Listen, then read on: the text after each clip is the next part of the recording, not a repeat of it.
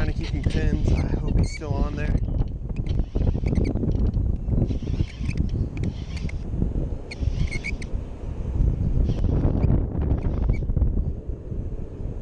Come on, where are you?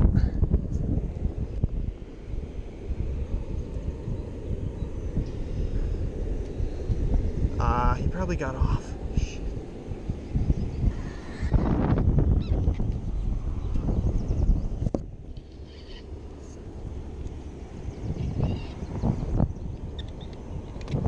Oh, he's still on. Oh, yeah. Crap. He is big. Oh, man, he's pulling me. Come on, man, over here. Oh, yeah.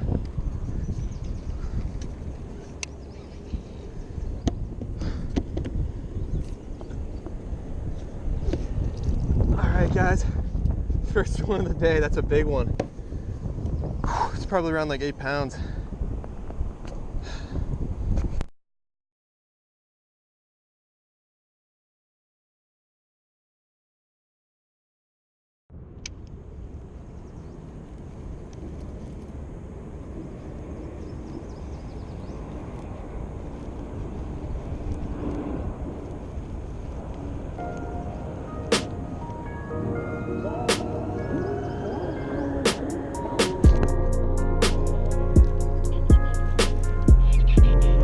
Oh my God. That was so sweet. I think this is a snakehead. He destroyed that frog.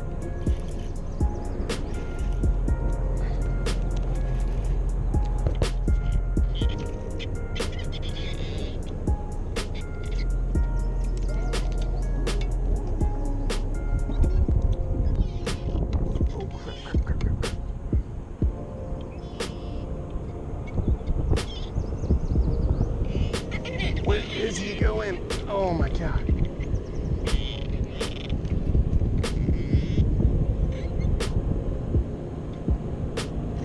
Oh my gosh.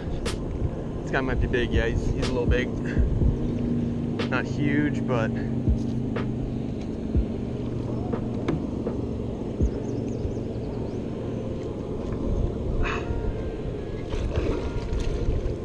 yes, I got him. All right. Well, guys, first snakehead on the top water. That was awesome. Oh my gosh. All right, guys, second snakehead of the day here. Another beauty, probably around like 7 or 8 pounds. And the last one, I unfortunately had to harvest because my jig was like basically hooked at its tail. It was so deep in its throat. And so yeah, I'm gonna do, this is going to be Catch and Cook episode 2, Snakehead. But I'm not gonna use this guy too, so I'm gonna put him back. I might keep another smaller one or two, but this guy's gonna be big and hard to fillet, so I'm not gonna keep him.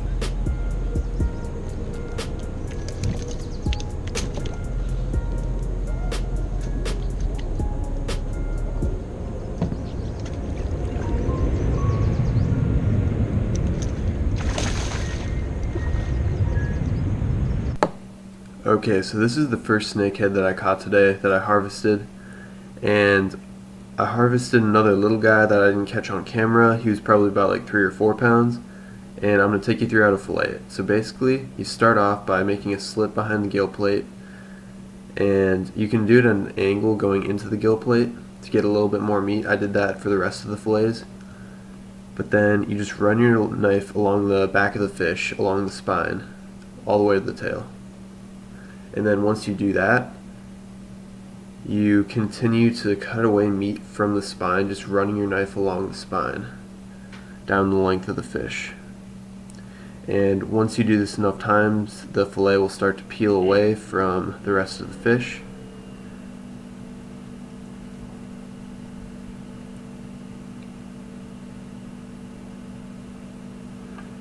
And these bigger snakeheads are a little harder to fillet because the ribs on the side of them that stick into the fillet and the they're pretty thick, so that's why I'm not using a fillet knife. I'm using kind of a survival like Bear Grylls knife because it's just a lot thicker and easier to cut through those bones. But on the smaller snakeheads, they're easier to fillet, and you can use a fillet knife. Okay, so the next step in filleting it is to take the skin away from the meat, and you do that by holding the tail end of the fillet down and sliding your knife along the skin below the meat up the length of the fillet. And then right here is the finished fillet, some gorgeous white meat, really thick and tender. Okay, so the first step in cooking the snakehead is to make the sauce, and you start by pouring a lot of mango juice into a pot and boiling it down until it gets thicker. And you're going to put some spices in here. The first one is going to be cumin. You put a teaspoon of cumin in. And I got this recipe from the Catfish and Carp channel. I love his videos, so creds to him for the recipe. It was amazing. And alright, so the second spice you're going to put in is 2 bay leaves. And you just put those in there, and then you put a dash of cloves, not too much. And then after you're done putting the cloves in, you put in a little bit of cayenne pepper. Depends on how spicy you want it. If you want it spicier, I generally like things a little spicy, so I put in a little more. But if you're not very spicy, don't put in a whole lot. Okay, so the next portion is you have to batter the fish. And you're going to do that in a series of steps. So here is the first stage. That's just going to be plain flour.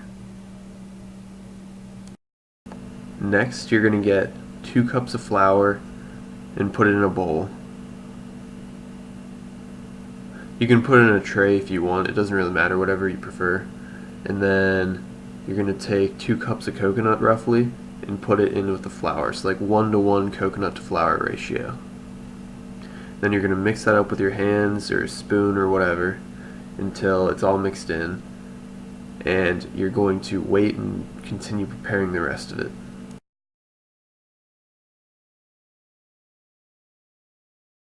Okay, so now you're going to crack 6 to 7 eggs. I use 6 in this. And put them in a bowl.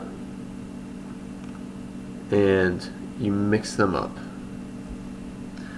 And I have this sped up a lot because I'm not the best at cooking.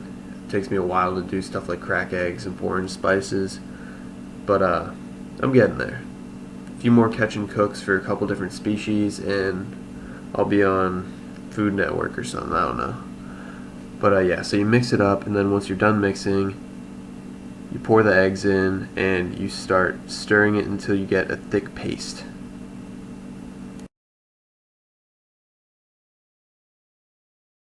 So my batter wasn't very moist and it needed a lot more liquid, so I cracked my 6th or 7th egg in there to add a little bit more liquid to it to make it runnier. And even that didn't make it runny enough, so what I had to keep doing was adding buttermilk, then stirring it up more to get that liquid mixed in there. Then I would add a little bit more buttermilk, and I did this about like probably 3 or 4 times until it was just the right consistency to where it would like stick to the fish but not be too clumpy or something.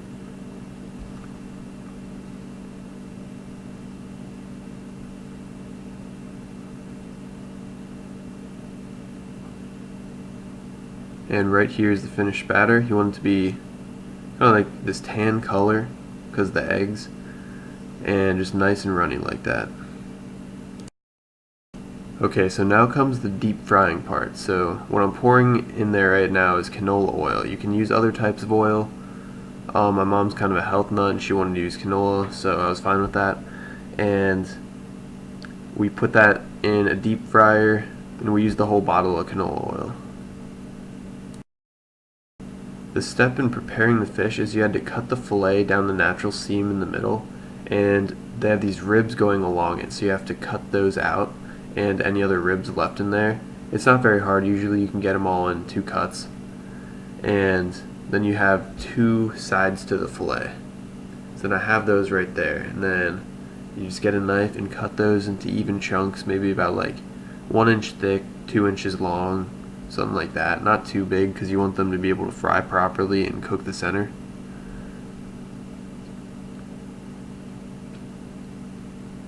And then this is all sped up too because I can't cut this fast.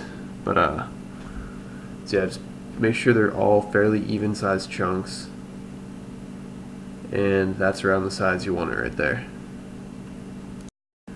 And just that one big fish and that one small fish made this entire pile of meat, which has probably ended up being like 6 or 7 pounds.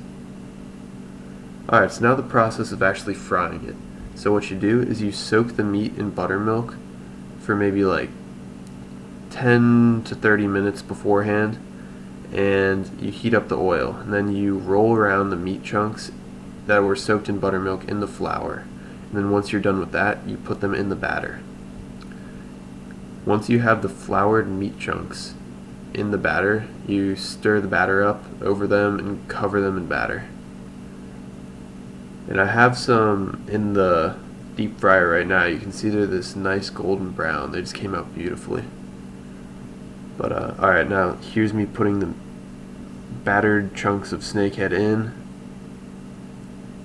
Just dig them out of the batter and toss them in the deep fryer. And deep frying can be painful with all the oil splatter, so I was wearing a jacket and sunglasses so I wouldn't get any in my eyes or on my arms, just to be on the safe side. What do you say about snakehead? It's really good. It's like a crispy, sweet batter, and dipped in the mango sauce. It's pretty awesome. It's really firm fish, great white meat, and overall, awesome fish. Okay. Armand, what do you say? Thumbs up? Best homemade fish ever had. Okay. Delicious. Still? Delicious. Okay. Great job.